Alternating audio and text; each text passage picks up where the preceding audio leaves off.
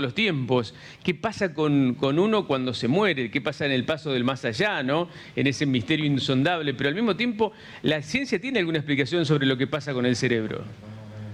Sí, el misterio de la muerte, evidentemente, es uno de los mayores, así como de cómo se creó el mundo, cómo nació el mundo, a pesar de la teoría del Big Bang, el misterio de cómo va a acabar uno su vida debe ser una de las preocupaciones más importantes, tanto que muchísimos pacientes requieren atención psiquiátrica por el miedo y el temor a la muerte.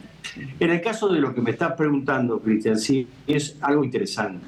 Cuando se produce, por ejemplo, un paro cardíaco, es decir, cuando deja de fluir la sangre, que el corazón deja de enviar sangre a todo el organismo y se produce también un paro respiratorio y no llega oxígeno, por supuesto las células comienzan a morir. Ahora, si nos referimos específicamente al cerebro, el cerebro se considera que hasta ahora entre los 2 y 3 minutos que pasan desde que uno deja de latir el corazón y de funcionar la parte respiratoria, es donde se produce la muerte cerebral. Eso se suele constatar, incluso de origen legal y por el tema del INCUCAI y de los trasplantes, con la falta de actividad dentro del cerebro. Y esa actividad del cerebro se mide haciendo un electroencefalograma. Normalmente dentro del cerebro hay una actividad eléctrica permanente y eso lo podemos ver en el electroencefalograma con las diferentes ondas.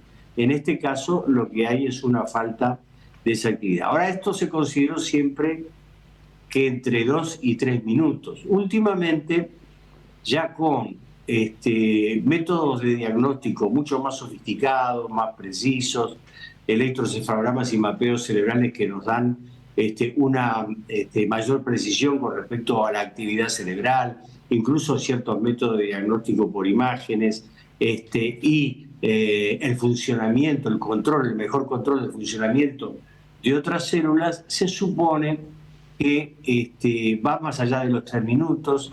Algunos dicen que hasta 7 minutos uno tiene conciencia y otros trabajos hablan de que uno puede tener conciencia desde los 7 minutos hasta pasados 2 o 3 horas.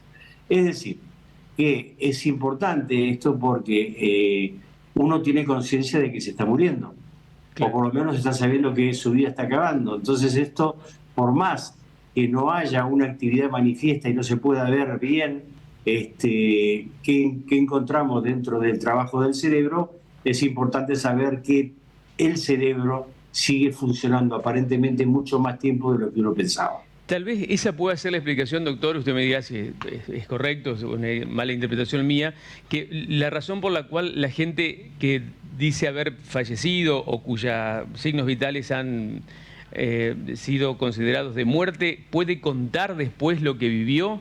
Los que volvieron de la muerte cuentan, narran lo que lograron ver. ¿Por eso es?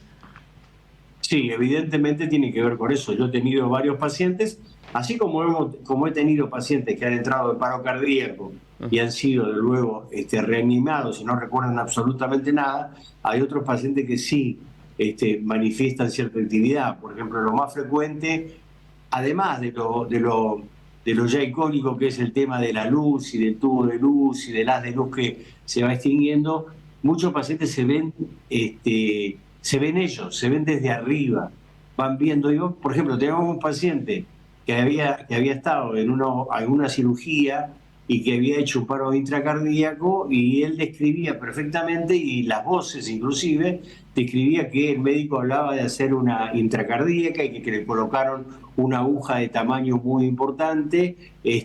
Pudo describir los colores de los cuales estaban vestidos los médicos y qué pasaba alrededor. O sea que, y eso habían pasado ya unos minutos después de, teóricamente, la muerte cerebral. Claro. Así que sí es cierto de que hay mucha actividad. Esto, por supuesto, se ha estudiado mucho y también ha dado lugar a muchas fantasías, obviamente. Claro. Pero hay evidencias. Y no solo esto, Cristian, pasa en el cerebro.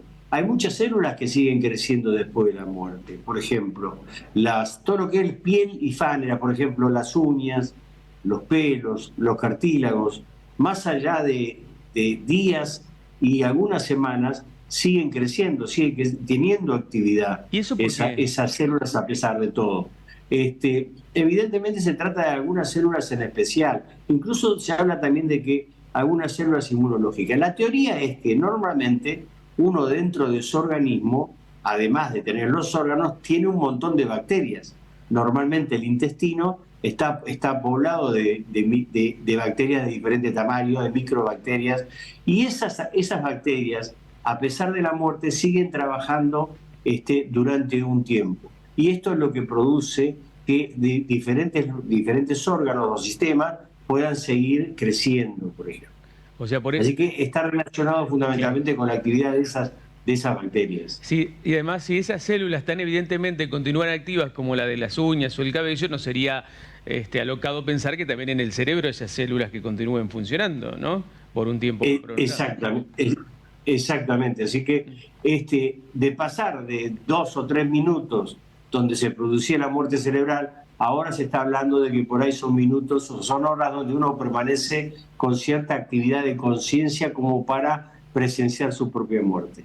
Esto es muy inquietante, por supuesto, nos hace hacer muchas preguntas y nos causa cierto temor, o por lo menos, o no, por ahí es algo placentero. Bueno, eso no lo sabemos muy bien. Qué notable, doctor. Como siempre,